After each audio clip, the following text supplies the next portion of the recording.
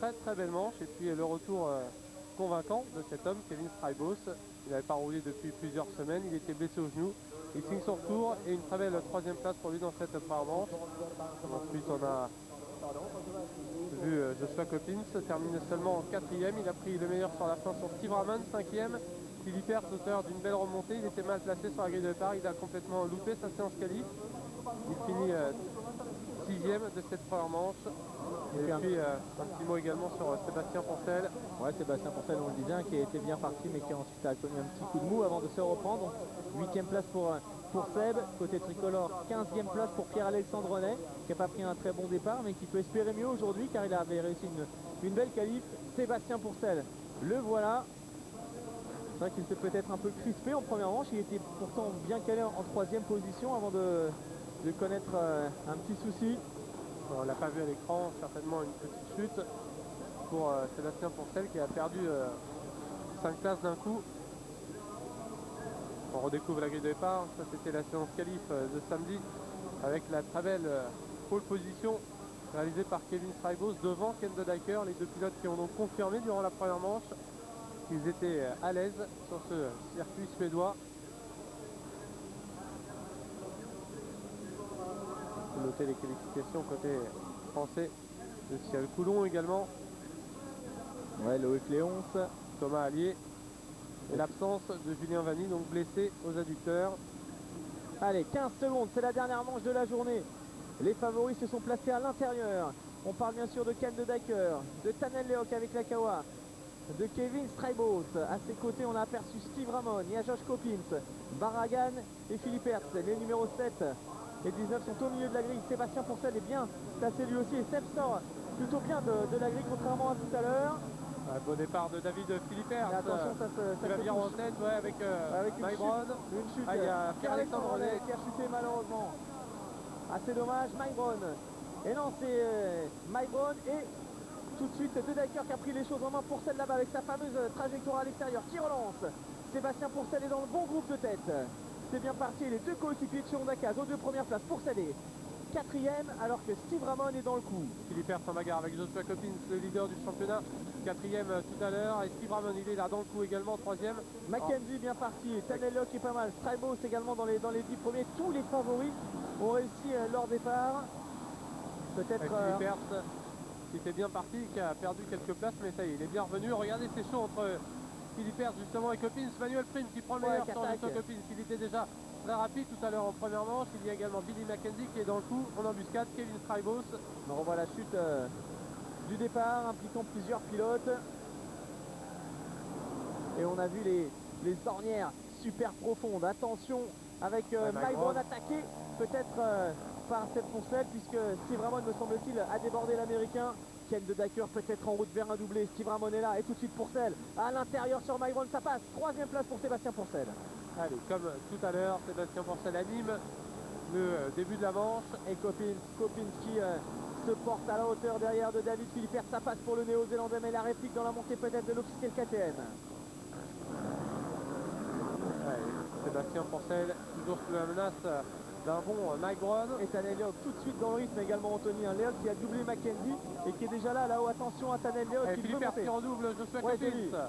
Bien joué, il a recoupé la trajectoire du néo-zélandais. Ah, c'est un solide aussi hein, ce David Philippe Hertz. Attention à Coppins. Oh là là. Grosse chaleur là de Coppins qui aurait pu se faire mal ou tomber. Ça va, il reste sur ses roues, débordé peut-être par Kevin Strijbos. Ah ouais, ça va être très chaud hein. Cette dernière manche de la journée, le circuit est maintenant littéralement défoncé. Regardez toutes ces ornières, ça va être très compliqué pour tous ces pilotes. Mackenzie, Manuel Prime derrière Barragan, Jonathan Barragan qui revient bien lui aussi. Et Thomas Allier qui a pris un bon départ, il est là Thomas avec la Kawa CLS à l'intérieur peut-être pour attaquer Manuel Prime. Il a dû prendre un sacré choc dans les bras hein. Joshua Coppins à la réception dans l'ornière, il a tenu son guidon au maximum pour pas partir à la faute. Et comme tout à l'heure, le début de manche MX1 est tout simplement passionnant avec Thomas Allier devant Barragan. Superbe début de manche hein, devant Barragan. Et puis dans le coup, il est juste derrière. Regardez, Coppins, Lehoc, Strijbos, il est là. Thomas Allier, superbe début de course. Attention à Tanel Lehoc, hein, très rapide. Il est habitué à mal partir et à remonter. Regardez, il est au contact avec Strijbos. Barragan qui a fait le ménage derrière, me semble-t-il, sur Billy Mackenzie. Du coup, Thomas Allier en a profité également. Allez, Mike Brown toujours devant Philippe Hertz, Sébastien Pourcel est toujours troisième. Il doit maintenant se mettre à l'abri. Allez, La grosse accélération de Tanel Lehoc. Lehoc sur Coppins maintenant et Barragan derrière, ça revient très fort. Coppins qui n'est pas à l'aise aujourd'hui, pourtant il aime bien ce circuit, il avait gagné ici il y a 2 ans. Allez, Philippe Hertz qui vient de doubler Mike Brown. Ça c'est pas forcément une bonne nouvelle pour Sébastien Pourcel car il est dans un très bon rythme en ce moment. David Philippe Hertz. Vraiment un gros client ce David Philippe Hertz, ça ne fait aucun doute. Il a parfaitement digéré son passage sur la 450 à l'image de Pourcel. C'est les 2 meilleurs newcomers, David Philippe Hertz et Sébastien Pourcel qui était toujours en MX2 l'an passé. Et regardez derrière, Tanel Lehoc est présent, Kevin Strijbos, Jonathan Barragan, Billy Mackenzie. Tous ces garçons n'ont qu'une idée, aller chercher du Coppins et ensuite pourquoi pas déborder Mike Brown.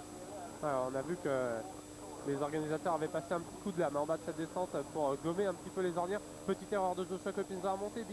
Tanel Lehoc tout de suite là pour lui mettre la pression. Ah, c'est du bon Tanel Lehoc aujourd'hui, hein. C'est exceptionnel alors que on n'en parle pas, mais c'est toujours Ken De Dyker. Est-ce qu'il allait chercher le doublé, le premier de sa carrière? Ouais, attention à Ken De Dyker, il y a un client pour la victoire aujourd'hui, c'est certain.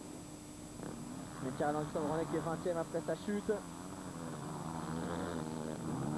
Et Michele Rinaldi qui nous confiait tout à l'heure au micro qu'aujourd'hui Coppins sur un circuit compliqué comme ça, il fallait surtout ne pas partir à la faute. Les 2 leaders, les voilà. De Dyker devant Steve Ramon et devant Sébastien Pourcel, toujours 3e.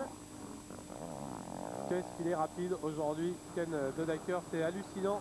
Dans les whoops, c'est le seul à terminer par le double en sautant quasiment derrière. Il ressort avec énormément de vitesse. Mais Steve Ramon reste malgré tout dans le rythme. Il s'accroche, le pilote Suzuki. Allez, toujours 3e Sébastien Pourcel. Et regardez cette bagarre derrière avec Mike Brown. Il y a également Tanel Lehoc, Joshua Coppins, Kevin Strijbos, Barragan et Mackenzie derrière, pas loin non plus.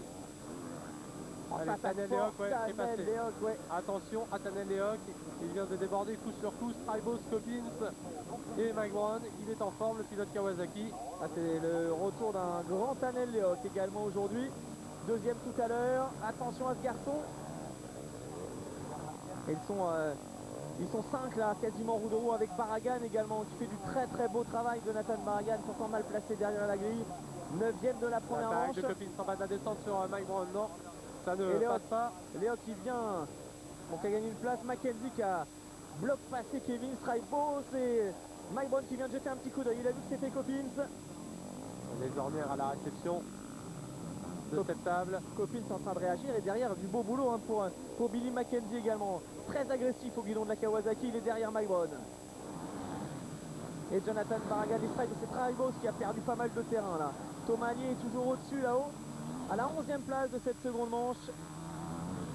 Et regardez ces différentes ornières, il y a quasiment 3 ou 4 possibilités dans ce virage pour tous ces pilotes.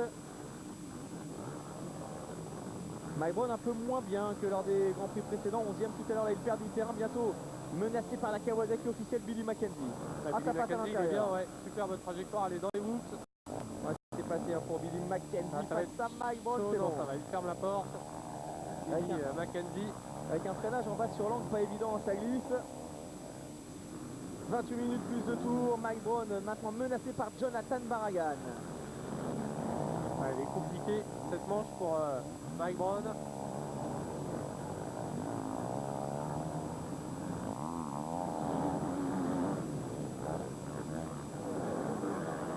Et 27 minutes de Dyker devant qui sort les meilleurs chronos en 1,44 toujours. Ce soit Coppins peut-être attaqué ici quelques instants par un certain Billy Mackenzie. Et Barragan, il a pris meilleur sans Mike Brown aussi. Kevin Strijbos a du mal à se mettre dans le rythme. Il est toujours en embuscade derrière. La belle trajectoire dans la descente. L'attaque du pilote Suzuki qui va peut-être trouver l'ouverture ici sur Mike Brown dans la montée. Elle est compliquée, belle accélération, regardez. Elle est compliquée cette montée, mais ça passe quand même pour Strijbos. Bien joué de la part de l'homme qui avait réussi la pole position, 3e de la première manche. Et Thomas Allier, 12e actuellement. Faut s'accrocher pour Thomas, aller arracher quelques petits points supplémentaires.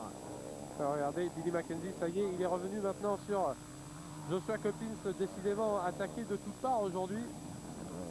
Ah, c'est clairement son moins bon Grand Prix hein, pour le moment à Josh Coppins. Il faut savoir qu'il est monté sur tous les podiums depuis le début de la saison.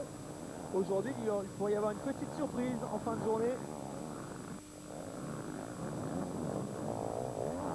Il est coincé entre les deux Kawasaki de Stanley Leok et de Billy Mackenzie. Puis derrière, le retour de Barragan également.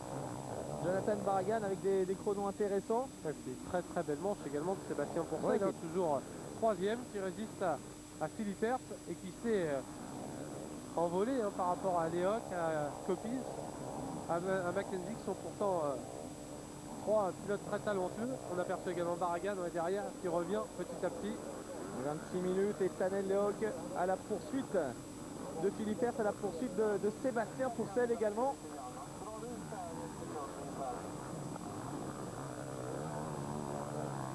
Joshua Coppins qui va tenter maintenant de reprendre ses marques.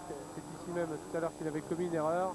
Ce qui est assez étonnant, c'est les chronos réalisés par De Decker et Ramon, bien plus rapides que tout le monde. Une 44.4 pour De Decker, une 44.8 pour Steve Ramon. Ensuite, on tombe quand même à une 46, une 47 pour Pourcel.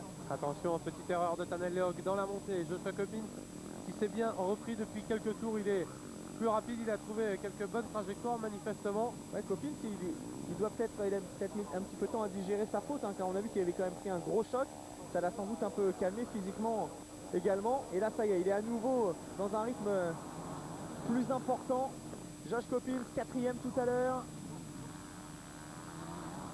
Un autre garçon étonnant, c'est Billy Mackenzie qui est vraiment dans le coup, qui est rapide. Septième tout à l'heure et à nouveau bien actuellement Billy Mackenzie. Regardez avec sa plaque numéro 211, Sébastien Pourcel et Philippe Hertz se bagarrent au classement provisoire et la bagarre va également se produire probablement d'ici quelques minutes dans cette seconde manche puisque l'Italien est revenu au contact du pilote tricolore. Philippe Hertz, candidat au podium aujourd'hui. Sébastien Pourcel toujours aussi propre dans son pilotage. On l'a vu debout là-bas dans l'ornière. Il est bien, Sébastien Pourcel, il a de bonnes trajectoires. Petit coup d'œil derrière pour voir où en est Philippe Hertz. Et bien Philippe Hertz est très très proche maintenant. Petite erreur de Pourcel qui va, à mon avis, devoir s'incliner depuis quelques temps car Philippe Hertz est manifestement plus rapide. Alors plutôt que de prendre des risques à résister devant, peut-être devrait-il ne pas trop insister et puis pourquoi pas s'inspirer des trajectoires de Philippe Hertz. Ça attaque très fort. Là, il est passé du côté de Philippe Hertz comme d'habitude. En bas de la descente, ça va être serré entre les deux pilotes, mais Philippe Hertz à l'intérieur récupère donc la troisième position. Allez, troisième place pour David Philippe Hertz sur la KTM. Une fois de plus très solide. L'Italien incapable de réussir un chrono. Et pourtant, dès que la grille tombe, il est là, bien présent. De Decker, Ramon, oui, Philippe Hertz et Pourcel. Sébastien Pourcel qui a vraiment perdu énormément de temps. Y aurait-il un problème pour Sébastien Pourcel? C'est un peu comme le même scénario qu'en première manche. Et Mackenzie qui s'est débarrassé de Josh Coppins. Regardez Anthony, les trois pilotes Kawa, Pourcel. Très belle course de Mackenzie, plus rapide que Tanel Leok là. Pourcel, Leok et Mackenzie, l'attaque peut-être de Billy Mackenzie là-bas. Et puis Josh Coppins qui se retrouve maintenant à la 7e place de cette seconde manche. Belle trajectoire de Billy Mackenzie ici dans les whoops. Qui va passer sur Tanel Leok. Barragan qui vient de doubler Coppins dans les whoops là-bas. Jonathan Barragan qui vient de doubler Josh Coppins et Mackenzie qui est en train de nous sortir une course à la Grand Prix du Japon là. Ouais, il est bien Mackenzie, c'est sûr, il vient de déborder Coppins, Stanley Leok. Il est maintenant au contact quasiment de Sébastien Pourcel, toujours quatrième. Allez, les trois pilotes Kawasaki officiels quasiment au coude à coude, alors que derrière Barragan met la pression sur Josh Coppins. Sébastien Pourcel qui a dû commettre une petite erreur, il a tout de suite perdu le contact avec Philippe Hertz. Allez, il faut se reprendre, Barragan a doublé Coppins, ça c'est fait. Car derrière Pourcel, il y a vraiment quatre garçons rapides actuellement, les deux officiels Kawa. Barragan et Coppins. 22 minutes encore, elle est longue cette seconde manche. On peut encore faire la différence, gagner des places. Et Jonathan Baragan qui fait également une belle impression en ce moment. Il est plus rapide que Léoc, il est en train de se rapprocher du pilote Kawa. Ouais, puis là il vient de faire un passage impressionnant, hein. Dans la descente, c'est quasiment l'un des seuls à sauter comme ça. Ça lui a permis de revenir au contact de Daniel Léoc. C'est propre et net en ce moment, qui est en train de réaliser Jonathan Baragan. Ouais, Baragan qui devrait logiquement rester chez KTM l'année prochaine. On ne sait pas encore qui sera son coéquipier en MX1. Mais l'Espagnol est dans le coup, hein, dans cette deuxième manche. On connaît son physique. Quel passage de Baragan là dans l'ornière. Beaucoup de vitesse en ce moment pour le pilote KTM. Et Coppins qui doit se battre maintenant pour rester au contact. Alors Ouais, mais ça, regardez, Sébastien Pourcel, du coup, il a un peu la pression derrière lui. Ça lui permet de revenir sur David Philippert. petite erreur de Philippert dans les whoops. Et regardez, Mackenzie, attention à Billy Mackenzie. Ouais, Mackenzie qui est chaud bouillant. Extrêmement rapide. Ah, puis Sébastien Pourcel qui ne lâche pas prise, hein, c'est bien. Avec toujours ce pilotage soigné, on sent qu'il n'est pas au-dessus de sa limite. Très à l'aise hein, quand même au guidon de cette 450, ça lui va beaucoup mieux que la 250 400. Il a énormément progressé, Sébastien Pourcel. Il a assoupli son pilotage. C'est vrai Les que réglages de moto sont également complètement différents depuis qu'il a changé de catégorie. à l'œil c'est pas impressionnant du tout, mais on sent qu'il est techniquement au point et ça lui permet de réussir de très très bonnes performances dans ce championnat. Le voilà à l'image sur la Kawasaki GP KR. Seb Pourcel, quatrième, derrière David Philippert, mais devant un Billy Mackenzie en ce moment qui met la pression. Tanel Léoc lui se retourne, il sent derrière que Baragan lui met une pression.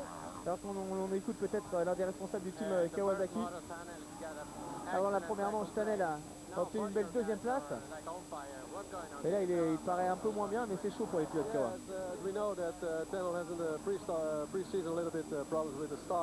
On sait que Tanel a effectivement un petit souci avec les départs. Aujourd'hui ça s'est mieux passé. Mais je pense qu'on peut obtenir un bon résultat aujourd'hui avec lui. Pour l'instant il s'en sort bien avec l'attaque, peut-être attention de Billy Mackenzie sur Sébastien Pourcel. Le français qui résiste et ça passe pour Billy Mackenzie, l'intérieur.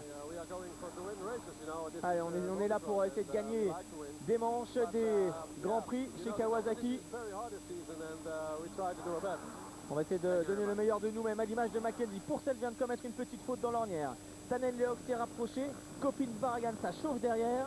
De Decker, 5 secondes d'avance sur Ramon. Et ensuite, ce groupe de chasse avec Philippert, Mackenzie, Pourcel, Léoc, Coppins et Baragan maintenant. C'est vraiment dans un mouchoir de poche. Ouais, mais ça va être très chaud maintenant pour Sébastien Pourcel qui semble avoir du mal à confirmer sa rapidité qui peut être la sienne durant les séances qualificatives. Quand il est tout seul, ça semble bien, mais dès qu'il est en bagarre, on le voit, il se retourne, il n'est pas très serein, et il a du mal à rester concentré.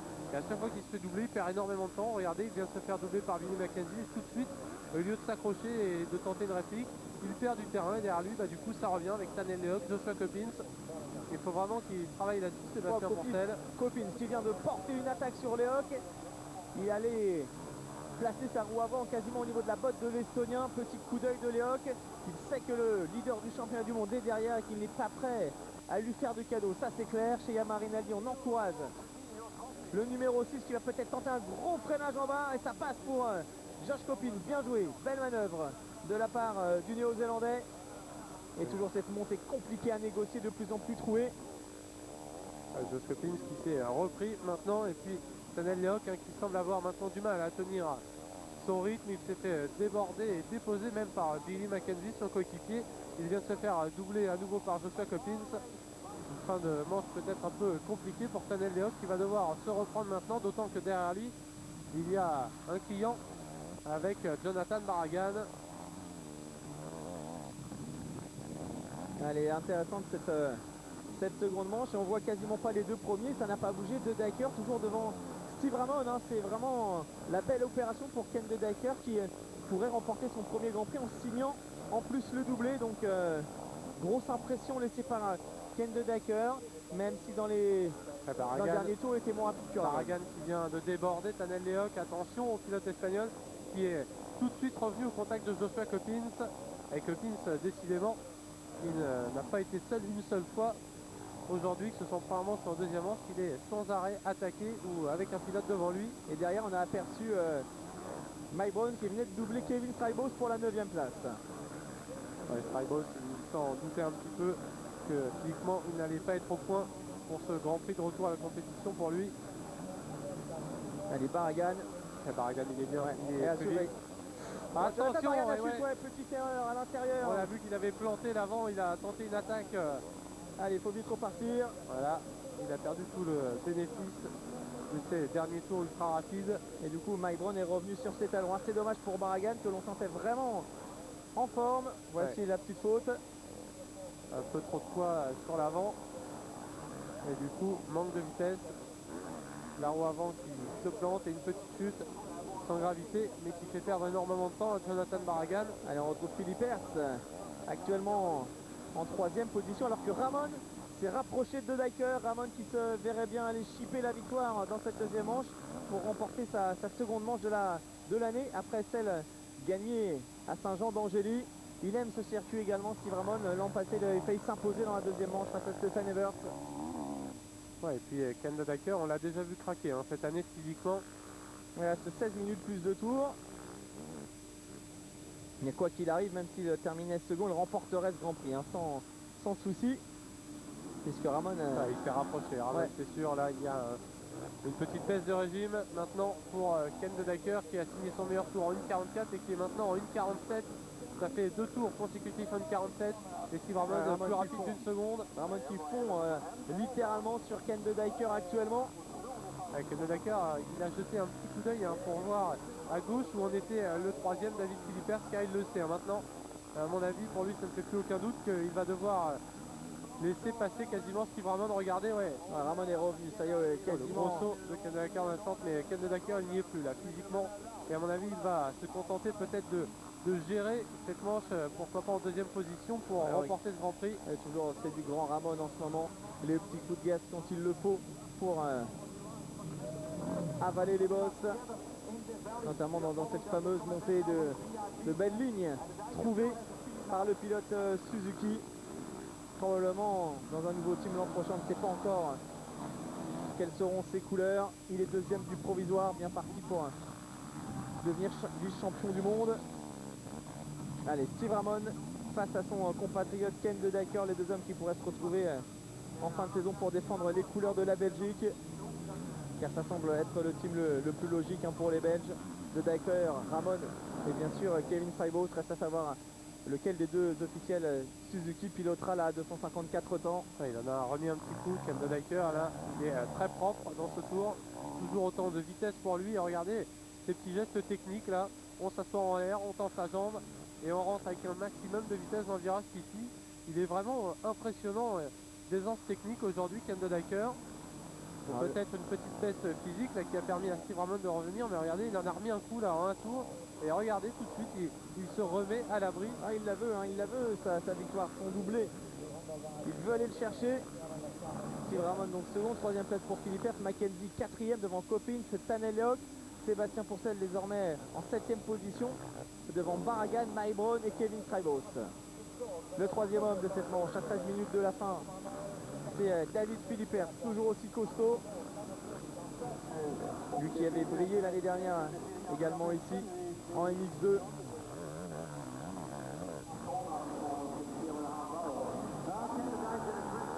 Mackenzie qui est pas loin derrière, Billy Mackenzie qui peut encore espérer aller chercher pourquoi pas la 3e place de cette manche.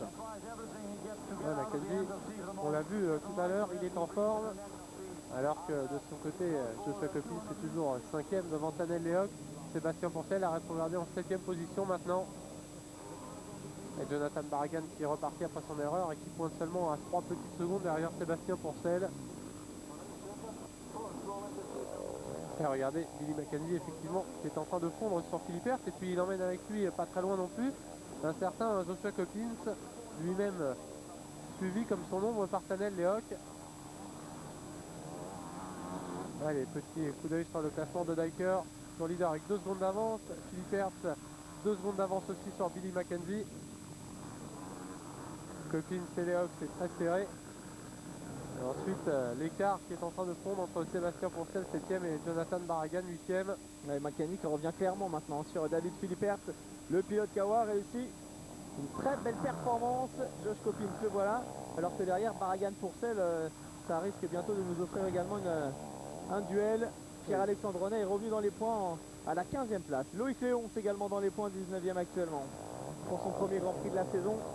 Oui, et puis maintenant, peut-être un changement de visage hein, pour la fin de cette manche. Il reste 12 minutes à couvrir et maintenant, forcément, c'est le physique qui est en train de parler. À ce petit jeu, eh bien, on s'aperçoit que Billy Mackenzie est certainement un peu mieux que David Philippert. Et même chose pour Steve Ramon qui vient de prendre le meilleur sur Ken de Dyker. Ouais, ça y est, ça c'est fait. Allez, Steve Ramon en route vers sa deuxième victoire de manche de la saison. Ouais, attention tout de même, il reste environ 15 minutes de course avec les deux tours. Et on l'a vu, beaucoup d'erreurs, beaucoup de pilotes qui sont partis à la faute. Donc vraiment rester concentré malgré la fatigue physique. Ramon qui part tout de suite devant, tout qui fait la différence. À 11 minutes de l'arrivée, regardez Ken de Dyker n'arrive plus à suivre.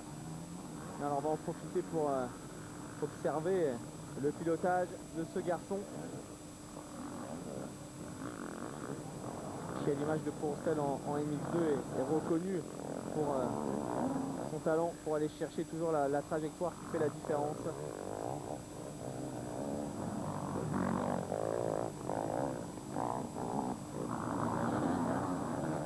Vraiment un circuit compliqué, très technique. Et Steve Ramon maintenant à 10 minutes de l'arrivée de cette manche qui est en train de faire la différence.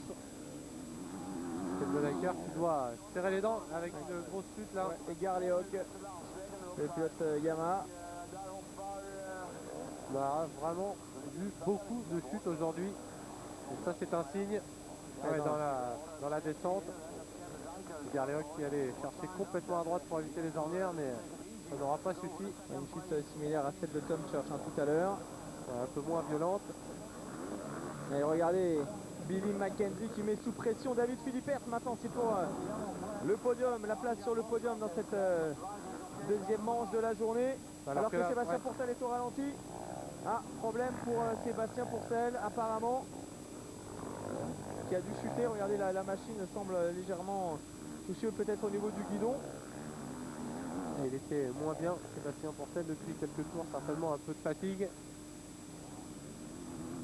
Ah, abandon donc pour Sébastien Pourcel qui va perdre le contact avec tous ses poursuivants. Lui qui était très régulier pourtant depuis plusieurs Grands Prix maintenant. Ça risque d'être son deuxième abandon de la saison. Ouais, il va faire une très mauvaise opération au championnat puisqu'on le disait avant le départ de cette manche, hein, c'est très serré entre Philippert, Barragan, Pourcel, Strybos. Et regardez, Mackenzie qui attaque vraiment en ce moment très fort derrière David Philippert à 9 minutes de la fin.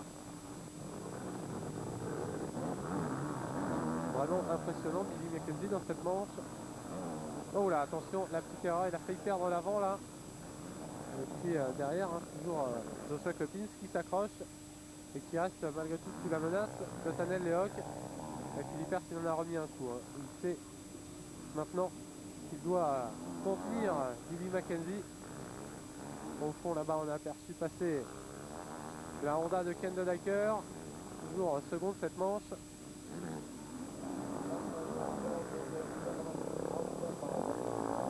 Et de nouveau sur cette grande table. Et toujours Philippert, troisième, qui résiste. Et là aussi, hein, comme c'était le cas tout à l'heure en MX2, pour savoir qui va monter sur le podium, c'est très chaud car tous ces garçons se tiennent en très peu de points. Alors si de Dyker et Ramon sont quasiment assurés d'y être, pour la troisième et dernière marche, ça va se jouer entre Tanel Léoc, entre Coppins, Philippert, pourquoi pas Mackenzie. Philippert qui tient bien le choc quand même, hein. Il a les épaules solides, il est sous pression depuis pas mal de temps maintenant. Il a des trajectoires intéressantes, on l'a vu dans la descente, complètement à la droite de votre écran, donc à gauche pour lui. Trajectoire qui lui permet d'éviter les ornières du milieu. Et les pilotes qui sont vraiment constamment à la recherche, hein, ça c'est un bon exemple de ce qu'il faut faire pour tous les amateurs de cross qui nous regardent. On voit hein, les pilotes qui sont constamment en train de rechercher la meilleure trajectoire possible. Allez, Steve Ramon, toujours aussi propre. à hauteur d'une belle saison hein, quand même. Steve Ramon, il est deuxième du classement provisoire.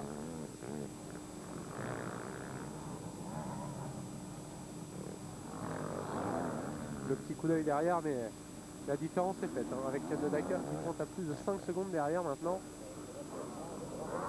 Très belle manche de Steve Ramon, bien parti. Il s'est fait distancer un petit peu par Ken de Dacker avant de revenir et de porter le coup de grâce à 10 minutes de la fin de cette manche. Il lui reste maintenant 6 minutes et 2 tours à tenir pour signer un deuxième succès cette année, après sa belle manche en France qu'il a remporté. Il y a Kevin Strijbos, Anthony, qui est en difficulté, hein, comme on pouvait s'en douter. 14e actuellement, le deuxième. Attention quand même dans la descente pour Ramon. 14e place pour Strijbos. Et Pierre-Alexandre Renet qui vient justement de déborder le pilote Suzuki, occupe le 13e rang. Belle course de Pierre-Alexandre Renet. Thomas Allier malheureusement abandonné, tout comme Julien Bill.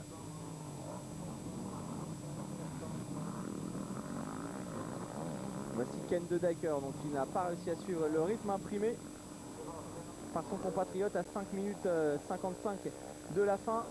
C'est lui hein, qui est le virtuel vainqueur de ce Grand Prix de Suède, une première pour lui. Premier et second. C'est du grand Ken de Dacker, il n'y a pas de problème, on croise les doigts, car rien n'est jamais terminé. On l'a vu tout à l'heure en MX2 avec la casse mécanique de Goncalves. On pensait que le Portugais allait monter sur le podium, et malheureusement à quelques minutes de la fin seulement de la manche, il a dû rentrer à pied. Alors de Dacker, de son côté, semble bien. Il faut préserver la mécanique. Il a une bonne marge face à Philippe Hertz et Mackenzie. David Philippe Hertz qui a réussi à se redonner un peu d'air face à Billy Mackenzie. Ensuite on retrouve Copin, Stanley Leog, Barragan, Mike Brown 8e. Et puis Cornel Nemeth 9e devant James Noble. Et voici les deux animateurs, Philippe Hertz, Mackenzie. Difficile de savoir qui va terminer devant l'autre, car à nouveau Mackenzie est revenu. Philippe Hertz, il a bien géré hein, pour le moment. Il l'a vu revenir, il ne s'est pas affolé, il garde ses trajectoires et son rythme, et pour le moment, Billy Mackenzie, il lui manque le petit truc en plus pour trouver l'ouverture.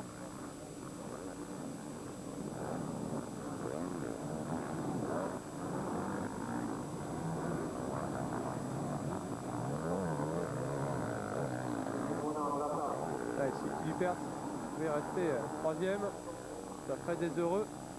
Beaucoup de fans, je pense notamment à la bande Parizeau Musard, grand fan de motocross, qui ne rate pas une miette du spectacle et qui doivent être devant leur poste à encourager David Philippe Hertz, qui doit tout de même se méfier hein, dans cette montée. Attention, mais non, c'est Billy Mackenzie qui a commis la petite erreur. Billy Mackenzie, toujours 4e. Alors pour l'instant le podium c'est de Dacker, Ramon et Stanley Leog sur la 3e marche. Et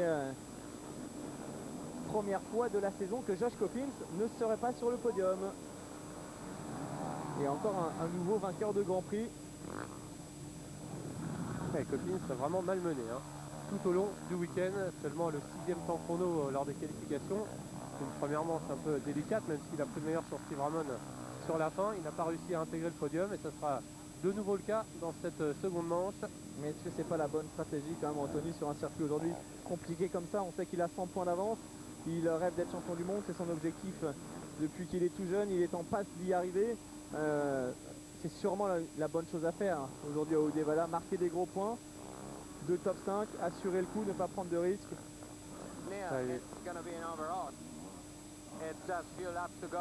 Alors encore quelques tours et ça sent bon la victoire au général pour de Dacker. Ouais, effectivement, mais tant que le drapeau d'Amiens n'est pas franchi, on ne sait jamais. Ouais, justement, en parlant de Joshua Coppins, de sa saison et de son Grand Prix d'aujourd'hui, on en parlait il n'y a pas très longtemps avec Jackie Vimon l'année dernière, lorsque Christophe Pourcel menait le championnat et qu'il calculait justement à chaque manche pour gérer son championnat. Et Jackie Vimon nous confiait que c'était généralement pas très bon de penser au championnat trop tôt non plus dans la saison. C'est généralement dans ce genre de situation qu'on commet des erreurs. Donc effectivement, bon, on se doute, hein, d'autant plus que Jackie Vimon est le coach de Joshua Coppins. On connaît l'expérience du pilote Yamaha Rinaldi, donc c'est vrai, cette saison, son objectif c'est le titre mondial. Depuis le début, il a remporté les manches à chaque fois qu'il l'a pu. Aujourd'hui, il sent que il n'a peut-être pas la vitesse pour cela, qu'il serait obligé pour s'imposer de prendre des risques. Donc il gère son championnat, mais c'est un pilote de panache également. Et on peut s'attendre à une réplique de Joshua Coppins dès le prochain Grand Prix, mais c'est sûr qu'il a déjà un très bon matelas d'avance dans ce championnat du monde NX1. Regardez la moto de Sébastien Pourcel là-bas qui prend feu. Alors, des images assez incroyables, ouais, le silencieux qui est venu enflammer la plaque latérale. Sébastien Pourcel qui essaye de jeter du sable. Ouais, non, là le feu a bien pris, des images toujours aussi impressionnantes. Ça nous rappelle un petit peu lors de l'ouverture de la saison la KTM de Philippe Hertz qui avait pris feu également. Ouais, c'est vraiment assez incroyable. On retrouve l'homme de la pole position, le vice-champion du monde, c'est Kevin Strijbos.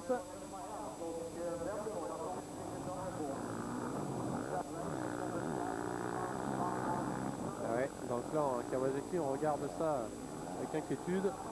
On n'ira pas faire la fête au dock ce soir, c'est sûr. Les frères Pourcel ne réalisent pas un très gros Grand Prix aujourd'hui. La satisfaction, elle vient plus du côté d'Ivia Lancelot. Ouais, Livia qui a réussi vraiment une très belle course avec 2 secondes place aujourd'hui.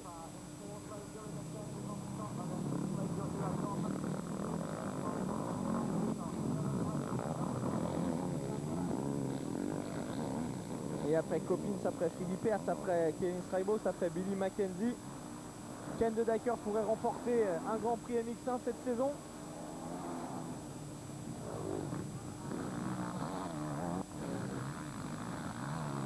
Il n'y a plus de bonne nouvelle du côté de Markello puisque en championnat d'Europe 85 cm3, Jason Clermont, le français, qui termine deuxième du jour sur le podium, donc avec 37 points, lui qui est à la lutte pour devenir champion d'Europe. Il est déjà champion de France cadet.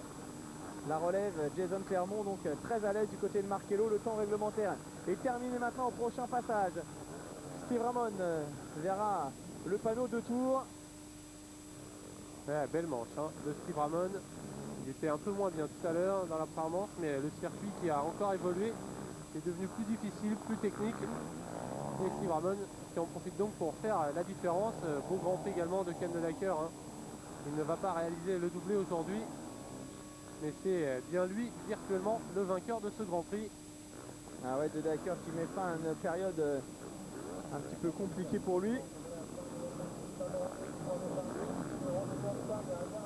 Allez, on va sûrement finir avec cette seconde manche alors que Sébastien Pourcel, dont la Kawasaki flammes, hein. ouais, crache toujours des flammes, n'arrive pas à repartir. Allez, no mistake, 2 tours, c'est le message passé à Ken de Dacker pour aller chercher cette première victoire en Grand Prix. Regardez-le, sa grande carcasse dans les ornières, il fait la différence, petit coup d'œil derrière, pas de problème, il y a une marge intéressante face à David Philippe Hertz. Ça fait déjà un petit moment, à mon avis, que Ken de Dacker songe à la victoire et qu'il fait tout pour ne pas commettre d'erreur.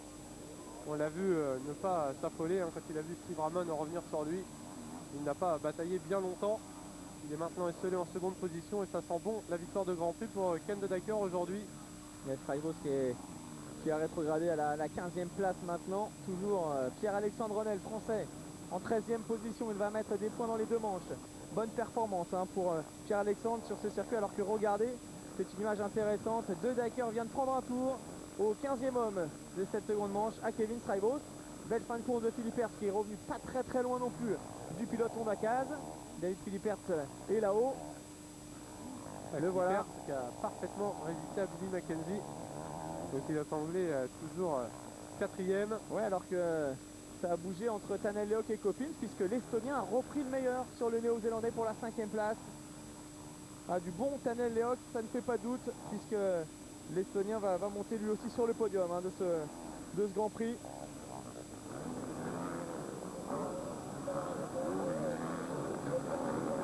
Les places sur le podium semblent scellées maintenant. À quelques minutes de la fin de cette manche. Avec le trio de Dacker, Ramon et Tanel Leok. Une Honda, une Kawa et une Suzuki. Et Steve Ramon qui va conforter encore un peu plus sa place de dauphin au championnat et même reprendre quelques petits points. À Joshua Coppins, ce n'est pas grand chose. Et ça permet au moins de maintenir le suspense.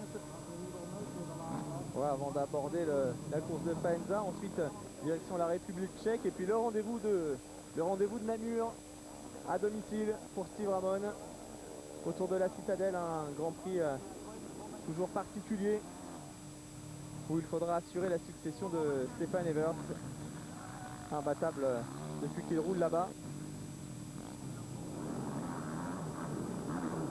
Et on va se concentrer sur les derniers tours de roue du vainqueur de cette seconde manche. Impeccable, aucune erreur, de belles trajectoires. Le vainqueur du Grand Prix, il arrive, on l'aperçoit là-bas. Et puis David Philippers qui va monter sur la troisième marche du podium de cette seconde manche. Encore du bon David Philippers qui de son côté va s'assurer la troisième marche du provisoire après ce Grand Prix de Suède. Il était arrivé troisième avec le même nombre de points que Sébastien Pourcel. Il va repartir avec une petite marge supplémentaire sur ses principaux adversaires que sont Pourcel, Paragan, Strivos, Maibron ou encore Tanel Leog. Allez, Steve Ramon, plus que quelques mètres avant de franchir la ligne d'arrivée en vainqueur. Super de seconde manche du pilote Suzuki. Il y a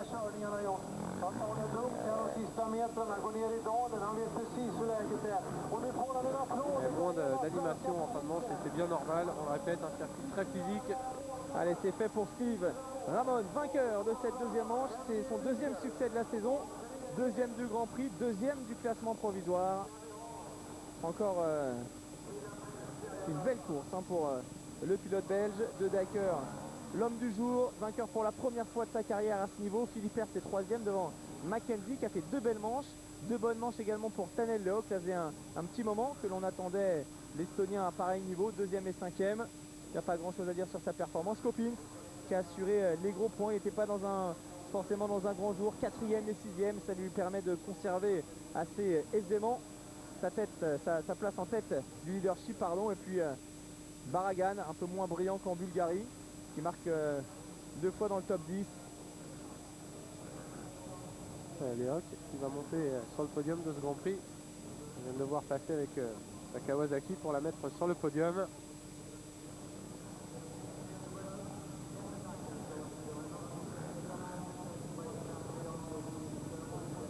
Et voilà les garçons qui vont se retrouver sur le podium. Le deuxième homme, c'est lui, Steve Ramon.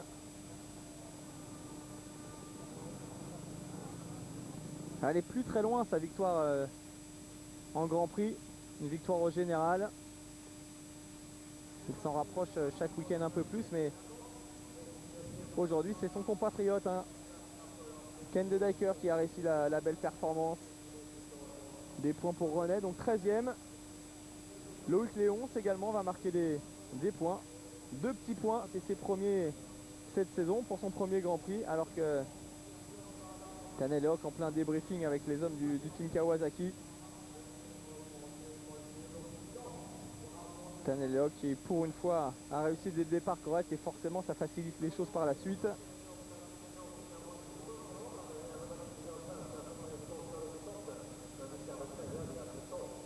Voici le classement de cette seconde manche. Mike Brown qui a encore assuré des bons points, 8e. Cornel Nemeth dans le top 10. C'est superbe remontée de Pierre-Alexandre René, 13e, il était dernier, il est tombé au départ. Très très belle remontée de Pela. Raibos qui a dégringolé à la 17e place, pas au point physiquement. Il n'a pas pu confirmer son joli podium de la première manche. Sébastien Pourcel finalement 26e qui a abandonné. Ouais, ça c'est la mauvaise opération du jour pour Sébastien Pourcel, qui va perdre du terrain au classement provisoire et qui va voir passer devant lui probablement Baragan, mais également peut-être un garçon comme De Dyker. De Dyker vainqueur de ce Grand Prix devant Ramon Leog, Philippers, Copins, Mackenzie, Baragan, Stribos. Voici le top 8 de ce Grand Prix de Suède. Sébastien Pourcel seulement en 16e avec 13 petits points. Effectivement, c'est la mauvaise opération pour le Français. Ah, c'est sa deuxième plus mauvaise performance après l'ouverture à Valkenswaard où il n'avait marqué que 8 petits points. Abandon en seconde manche. Seb, il restait pourtant sur un super beau Grand Prix de Bulgarie. Aujourd'hui, ça s'est un peu moins bien passé.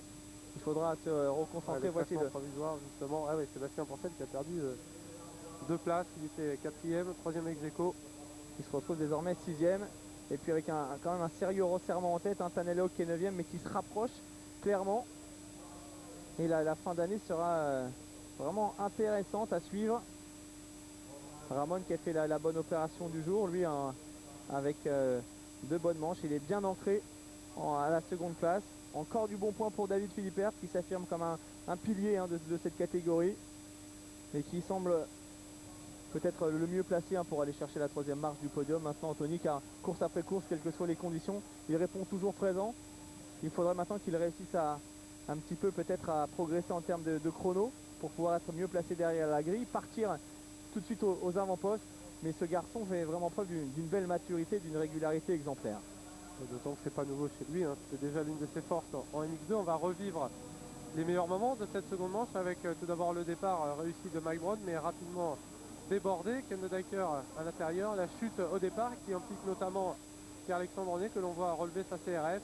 Ensuite Tribos dans le bon paquet qui attaque, qui va déborder ici Mike Brown. Jonathan Bargan a pris un départ moyen, Philippe Hertz rapidement aux avant-postes et puis Sébastien Pourcel en 3e position, et puis Philippe Hertz va se rapprocher pour aller chercher la 3e place. Une image étonnante avec la Kawasaki de Sébastien Pourcel qui prend feu. Pas d'erreur, il reste 2 tours, c'est l'information communiquée au grand Ken de Dyker qui avec une 2e place dans la seconde manche remportée par Steve Ramon remporte ce Grand Prix de Suède. De son côté Steve Ramon il s'était fait surprendre l'an passé par Stefan Evers dans les toutes dernières minutes de course, réplique bien et s'impose pour la 2e fois de l'année, 2e victoire de manche pour l'officiel Suzuki Geburts. Nous allons donc retrouver sur le podium 3 hommes heureux. Tanel Lehoc 3e,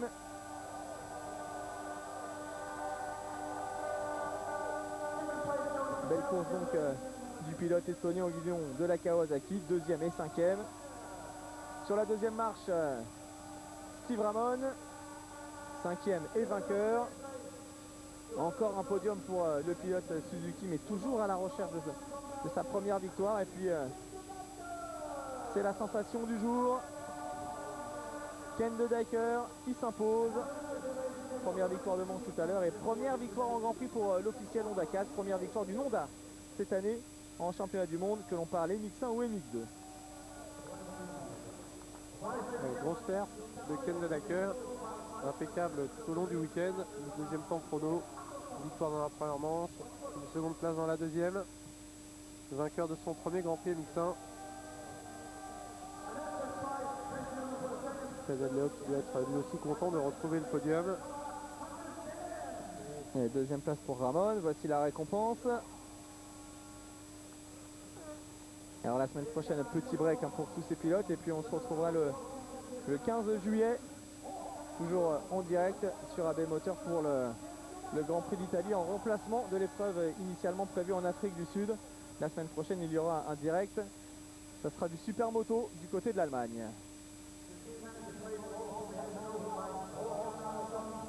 Et puis on la connaît bien, on va écouter maintenant l'hymne de la Belgique pour la 2e fois cette saison après la victoire au Portugal d'un certain Kevin Strijbos.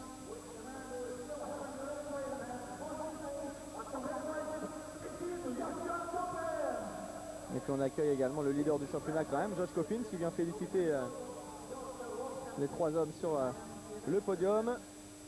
Coffins qui a assuré des gros points aux côtés de son ancien team manager chez Honda Caz. Et la plaque rouge, elle reste bien sûr sur la Yamaha. Course solide, il n'a pas pris trop de risques aujourd'hui, Coffins. Ouais, il a pourtant failli partir à la faute.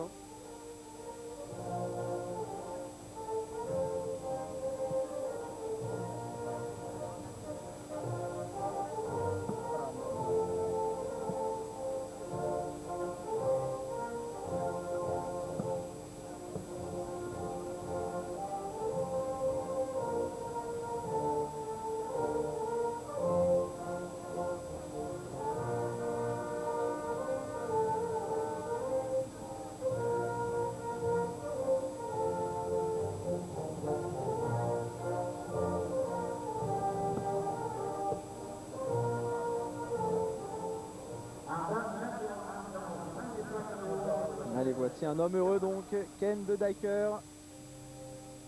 On écoute l'hymne pour la Honda pilotée par le grand pilote belge.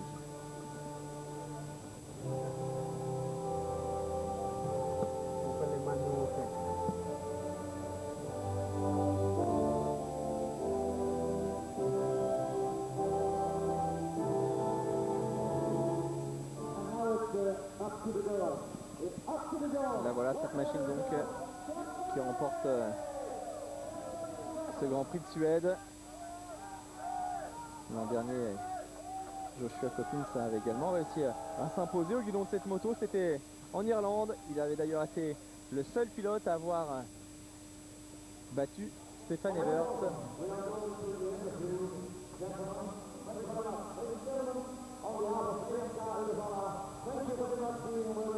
Allez, le sourire, le signe du pouce en l'air. Tout s'est bien passé aujourd'hui pour De Decker. On attend maintenant la confirmation de son retour en très grande forme dans 15 jours du côté de l'Italie, à Faenza, sur un circuit qui avait notamment accueilli un Grand Prix MX3. Et le public qui avait fait le déplacement du côté de la Suède. Un très joli Grand Prix sur un circuit pourtant que les pilotes généralement n'affectionnent pas trop, mais qui a offert beaucoup de rebondissements, de très belles manches, énormément de dépassements, beaucoup d'ornières, des trajectoires multiples, des sauts impressionnants. C'est le cocktail réussi par ce Grand Prix de Suède sur le circuit du Devala, 9e rendez-vous de la saison. Que ce soit en MX1 ou en MX2, on a vraiment assisté à de superbes manches. Alors, Ken, cette victoire, c'est vraiment une belle progression pour vous. Je travaille beaucoup avec mon entraîneur, avec le team. C'est vrai que j'ai rencontré quelques petits soucis avec une petite blessure en début d'année. Là, je suis de nouveau à 100%. J'espère continuer sur ma lancée dès la prochaine course.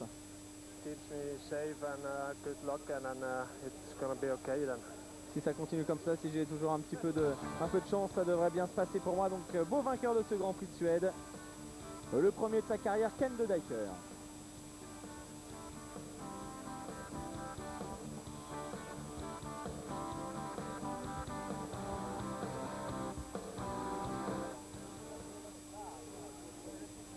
Le deuxième homme du jour, on le connaît.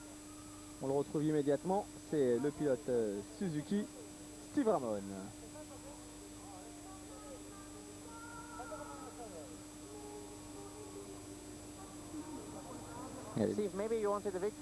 Alors vous cherchez la victoire, et ça ne s'est pas passé, mais vous n'étiez pas trop loin quand même. Hein. Bien sûr, je voulais gagner. En première manche, j'ai pas très bien roulé. J'avais pas de bonne ligne, ça allait pas. La deuxième était totalement différente. Là, je me suis vraiment lâché. Je me sentais bien, avec un bon feeling. C'est bien pour le championnat, je suis deuxième, je mets des bons points, mais c'est vrai que cette première victoire, j'aimerais bien qu'elle arrive.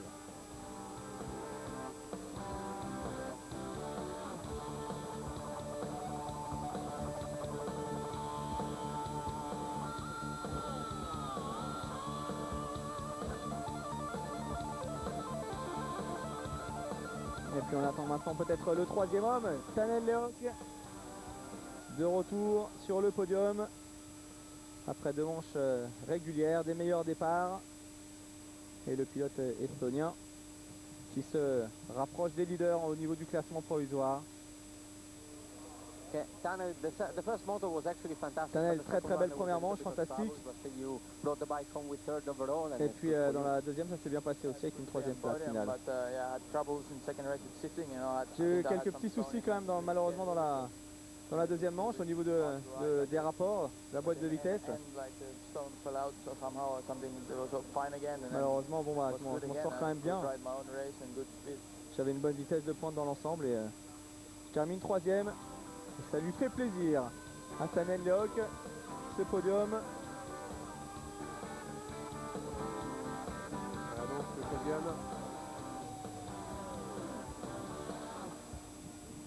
de ce 9e rendez-vous de la saison, avec la victoire surprise de Ken De Decker et le premier, entre guillemets, faux pas de Joshua Coppins. qui fait malgré tout une bonne opération au championnat. Alors le résultat du jour de Daker Ramon, Léo Philippe Hertzkopin, c'est le top 5 de ce Grand Prix de Suède.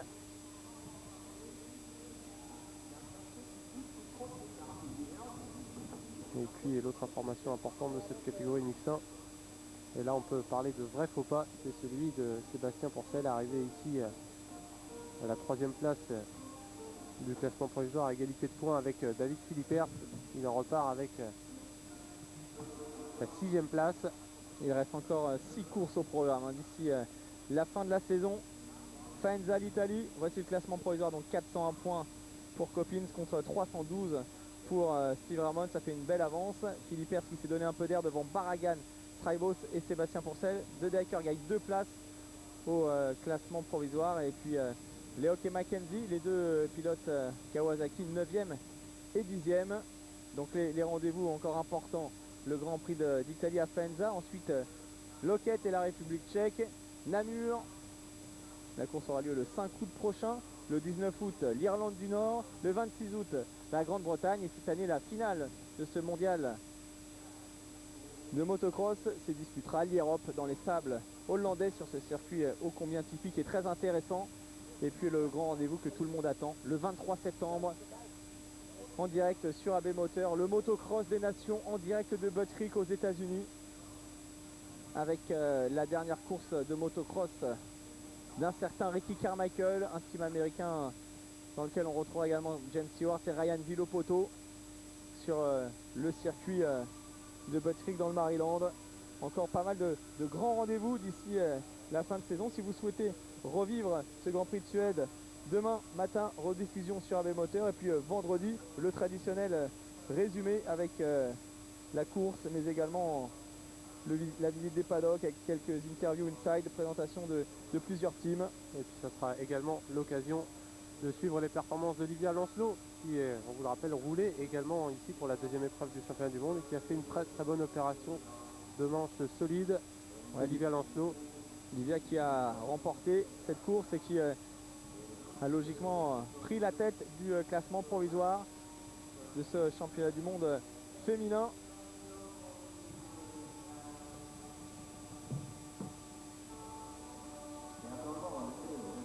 On va donc en rester là pour aujourd'hui sur ces belles images. Les deux vainqueurs se nomment Ken de Daker en MX1 et puis Antonio Cheroli qui a poursuivi sa marche en avant. Belle victoire de manche de Tommy Sears, ce sont les faits marquants de ce Grand Prix de Suède. On vous donne rendez-vous donc la semaine prochaine pour le Supermoto du côté de l'Allemagne en direct, et dans 15 jours pour le Grand Prix d'Italie à Faenza. Salut à tous. À très bientôt.